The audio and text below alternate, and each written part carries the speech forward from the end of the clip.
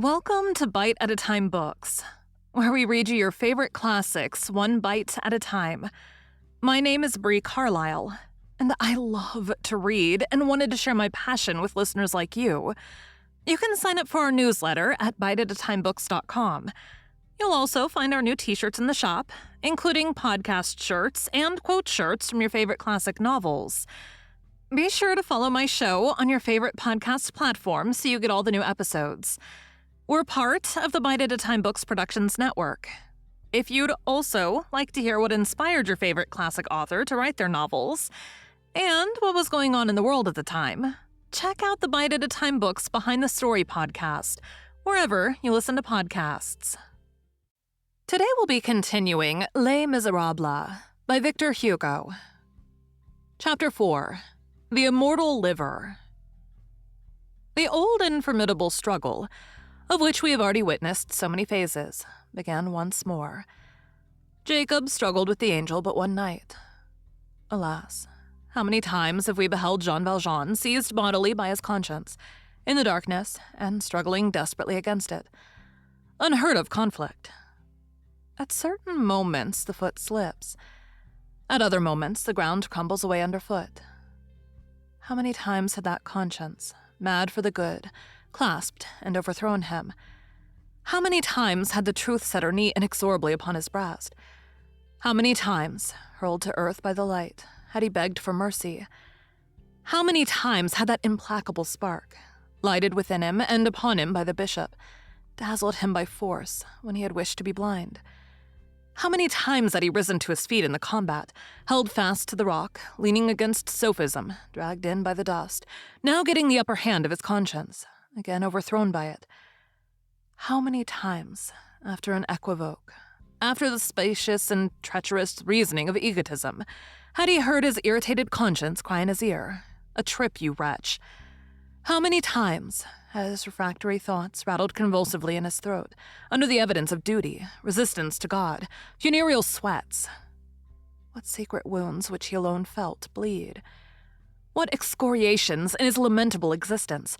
How many times he had risen bleeding, bruised, broken, enlightened, despair in his heart, serenity in his soul, and vanquished. He had felt himself the conqueror. And after having dislocated, broken, and rent his conscience with red-hot pincers, it had said to him, as it stood over him, formidable, luminous, and tranquil, "Now, go in peace." But on emerging from so melancholy a conflict, what a lugubrious peace, alas! Nevertheless, that night, Jean Valjean felt that he was passing through his final combat. A heart-rending question presented itself. Predestinations are not all direct.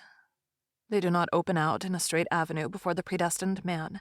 They have blind courts, impassable alleys, obscure turns, disturbing crossroads offering the choice of many ways. Jean Valjean had halted at that moment, at the most perilous of these crossroads. He had come to the supreme crossing of good and evil. He had that gloomy intersection beneath his eyes. On this occasion once more, as had happened to him already in other sad vicissitudes, two roads opened out before him, the one tempting, the other alarming. Which was he to take? He was counseled to the one which alarmed him by that mysterious index finger which we all perceive whenever we fix our eyes on the darkness. Once more, Jean Valjean had the choice between the terrible port and the smiling ambush. Is it, then, true? The soul may recover, but not fade. Frightful thing. An incurable destiny. This is the problem which presented itself to him. In what manner was Jean Valjean to behave in relation to the happiness of Cosette and Marius? It was he who had willed that happiness. It was he who had brought it about. He had, himself, buried it in his entrails, and at that moment, when he reflected on it, he was able to enjoy the sort of satisfaction which an armorer would experience on recognizing his factory mark on a knife, on withdrawing it, all smoking, from his own breast. Cosette had Marius. Marius possessed Cosette. They had everything, even riches, and this was his doing. Well, what was he, Jean Valjean, to do with this happiness now that it existed, now that it was there? Should he force himself on this happiness? Should he treat it as belonging to him? No doubt, Cosette did belong to another. But should he, Jean Valjean, retain of Cosette all that he could retain? Should he remain the sort of father, half seen but respected, which he had hitherto been? Should he, without saying a word, bring his past to that future? Should he present himself there as though he had a right, and should he seat himself, veiled, at that luminous fireside? Should he take those innocent hands into his tragic hands with a smile? Should he place upon the peaceful fender of the Gillenormand drawing-room those feet of his which dragged behind them the disgraceful shadow of the law? Should he enter into participation in the fair fortunes of Cosette and Marius? Should he render the obscurity on his brow and the cloud upon theirs still more dense? Should he place his catastrophe as a third associate in their felicity? Should he continue to hold his peace? In a word, should he be the sinister mute of destiny beside these two happy beings? We must have become habituated to fatality and to encounters with it, in order to have the daring to raise our eyes when certain questions appear to us in all their horrible nakedness. Good or evil stands behind the severe interrogation point. What are you going to do? Demands the Sphinx. This habit of trial Jean Valjean possessed. He gazed intently at the Sphinx. He examined the pitiless problem under all its aspects. Cosette, that charming existence, was the raft of the shipwreck. What was he to do? To cling fast to it, or to let go his hold? If he clung to it, he should emerge from disaster. He should ascend again into the sunlight. He should let the bitter water drip from his garments and his hair. He was saved. He should live. And if he let go his hold, then the abyss. Thus he took sad counsel with his thoughts. Or, to speak more correctly, he fought. He kicked furiously internally, now against his will, now against his conviction. Happily for Jean Valjean that he had been able to weep. That relieved him, possibly. But the being was savage. A tempest, more furious than the one which had formerly driven him to Arras, broke loose within him. The past surged up before him, facing the present. He compared them, and sobbed. The silence of tears once opened, the despairing man writhed. He felt that he had been stopped short. Alas, in this fight to the death between our egotism and our duty, when we thus retreat step by step before our immutable ideal, bewildered, furious, exasperated at having to yield, disputing the ground, hoping for a possible flight, seeking an escape, what an abrupt and sinister resistance does the foot of the wall offer in our rear? To feel the sacred shadow which forms an obstacle, the invisible, inexorable. What an obsession. Then, one is never done with conscience. Make your choice, Brutus. Make your choice, Cato. It is fathomless, since it is God. One flings into that well the labor of one's whole life. One flings in one's fortune. One flings in one's riches. One flings in one's success. One flings in one's liberty or fatherland. One flings in one's well-being. One flings in one's repose. One flings in one's joy. More, more, more. Empty the vase. Tip the urn. One must finish by flinging in one's heart. Somewhere in the fog of the ancient hells, there is a ton like that. Is not one pardonable if one at last refuses? Can the inexhaustible have any right? Are not chains which are endless above human strength? Who would blame Sisyphus and Jean Valjean for saying it is enough? The obedience of matter is limited by friction. Is there no limit to the obedience of the soul?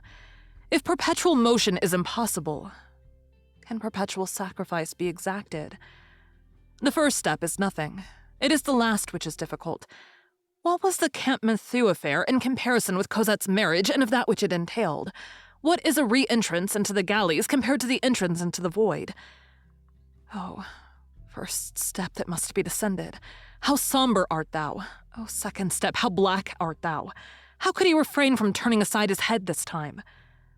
Martyrdom is sublimation. Corrosive sublimation. It is a torture which consecrates. One can consent to it for the first hour. One seats oneself on the throne of glowing iron.